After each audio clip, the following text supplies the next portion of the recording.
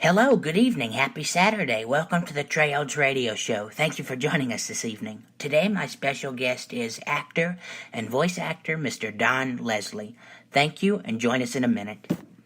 Oh, boy. I think people don't realize that there is a middle class of actor, not a star and not a film extra, but a middle class that might do 4 or 5 TV shows a year, a play here and there, knitting together, sewing a career, SEWING, so that they don't have to collect unemployment this year. They can live on their earnings, and they're proudful of that, as well they should be. So, I don't know. I mean, I may, in the course of our interview together, I might dispel some myths about what this business is really like. But I have to be careful or I'll never work again. Did you hear what Don Leslie said? Yeah, one of those. Oh, boy, he'll never work again. So, in that vein, and stop me whenever you want and ask a question or make a comment. Please make it a conversation more than me sitting here spewing forth edicts and rules and laws. But what led me to... I'm a little different than most people, especially the ones in L.A., because I came out here for a specific reason from New York. I came out to do more movie trailers. I had done maybe 40 or 50 of them, and my voice is right for it. It's not that I'm brilliant at it. It's just that I fit into that community, the sound of my voice. And when I got here, and there's a lot of money to be paid. I don't want to omit that possibility. So I moved out here with my actress wife, though she wasn't my wife at the time, and Holly, and set to work on getting employment in a market that had changed drastically. But what happened in its place, which I'm very thankful for, is that I discovered the world of video games and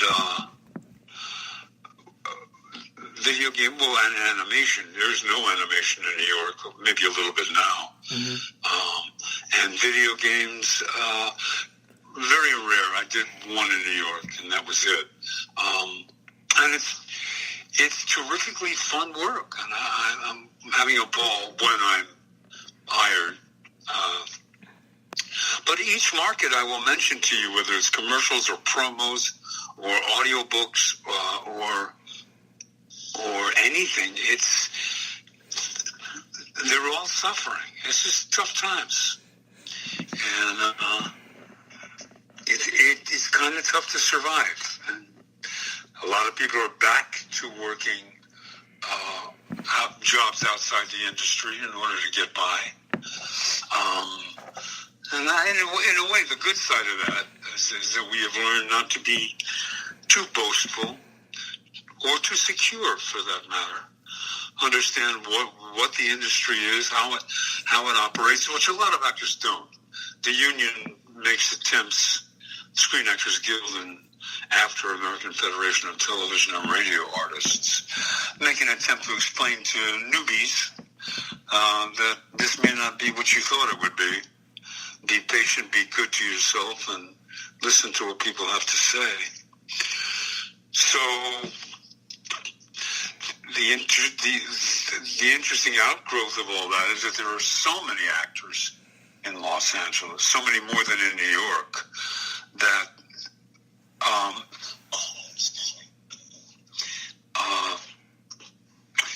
and the only way to deal with the casting process is to be able to call an agent and have an agent give the casting director the exact people they're looking for. And consequently, the ability to do lots of stuff, which is what I did in New York. I thought I'll get proficient in every area, and then if the market slows down in any one of them, I will have other things to rely on. which works for New York, but it doesn't work for L.A. In L.A., the only way to find all these actors manageable, as product being sold, you have a little success in one area and your representation, your agent very often will say to themselves, he's terrific with audiobooks, or he does a wonderful job with commercials, and would then submit you for this work to the exclusion of other work that you would very much like to have a piece of as well. So that's a little bit of the inner working and how it functions behind the scenes. And it can be very frustrating, but it can also be, to be on stage with Tom Courtenay on a Broadway show, it doesn't get much better than that. And it's all, of course, it's all too rare. Wish it happened more often. And to get paid regularly, I mean, if you're doing a play and it runs for a year on Broadway, you know that when you show up for half hour, every Thursday there's an envelope there, and inside is a pretty respectable amount of money. The more experience, the more money will be there. If your agent knows how to negotiate, and most of them do. Better be careful here, or I will never work again. So what would you like to know besides that, kiddo? Well, that answered, part of my question I was about to ask. Well, I know you said you came from New York, to Los Angeles. Born and bred. So how did you first get started in that industry? Well, that's an easy one. I fell into it. I didn't know what I was going to do. Time was going by. I was approaching 30, and I still hadn't made up my mind. And a guy who I had befriended kept nudging me to take a class with his acting teacher, and I resisted for a long time. It turns out this acting teacher is an unbelievable acting teacher, and is very famous in L.A.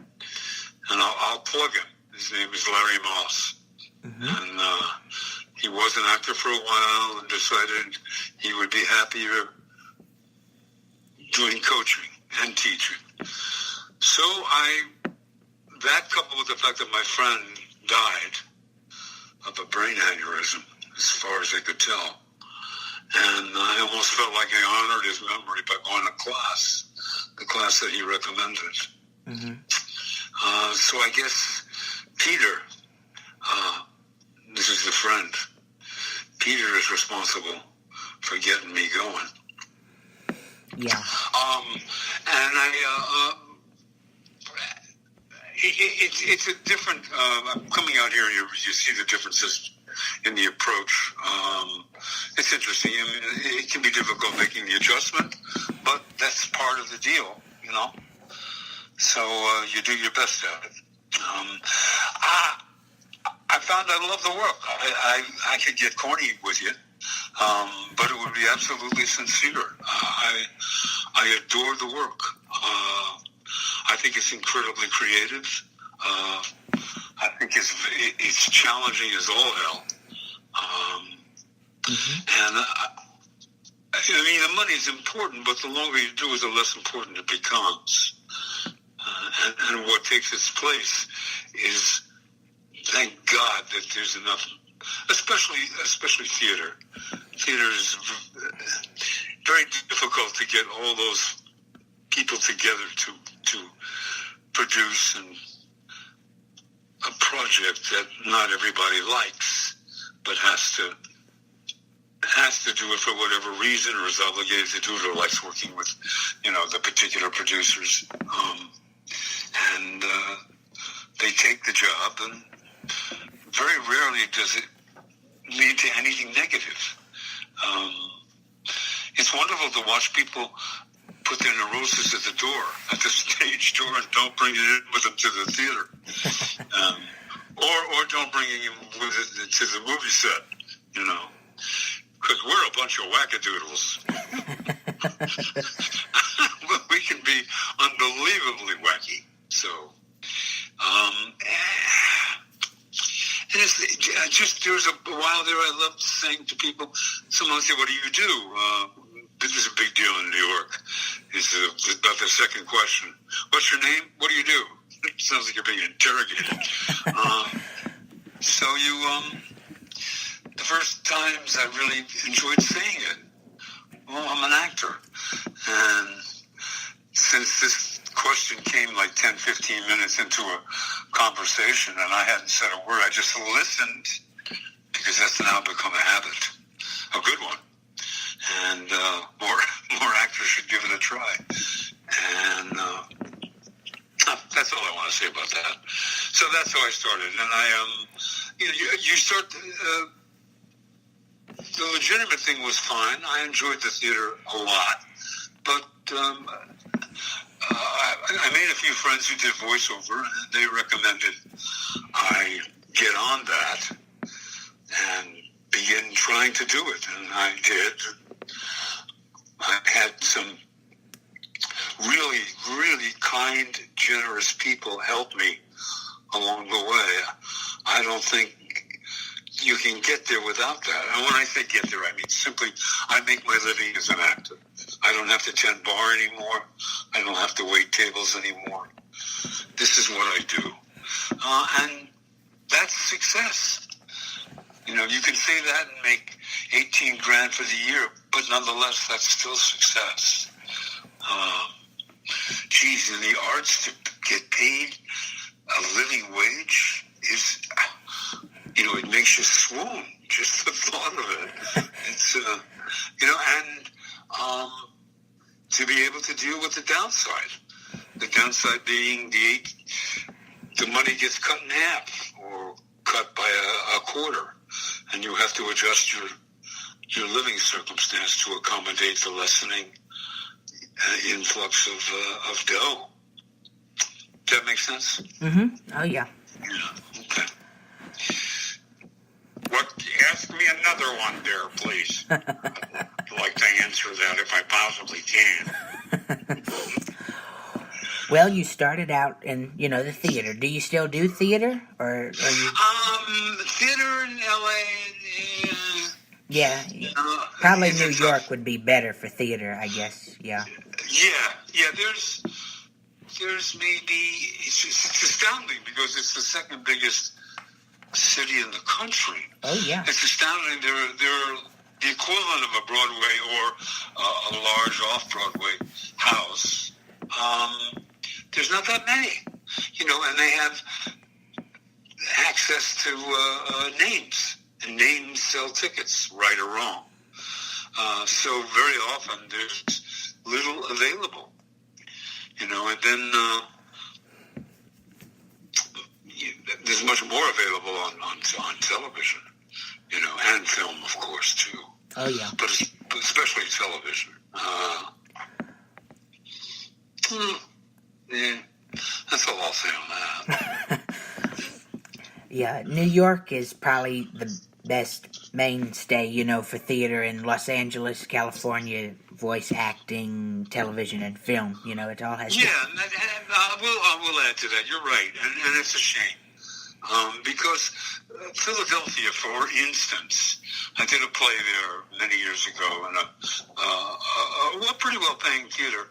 The point being that there were at least, at that time, there's more now, at least 9, 10, 11 theaters that paid a kind of a living wage.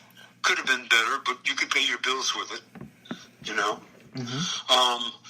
Now, there are not that many here in Philadelphia. And if you're not in the business and someone says, oh, Philadelphia is a great theater town, you see that person get reacted to. They can't believe that Philadelphia could be better than, maybe not Chicago, that probably is number 2, but Boston, terrific. Did a play in the Boston area as well. Couple.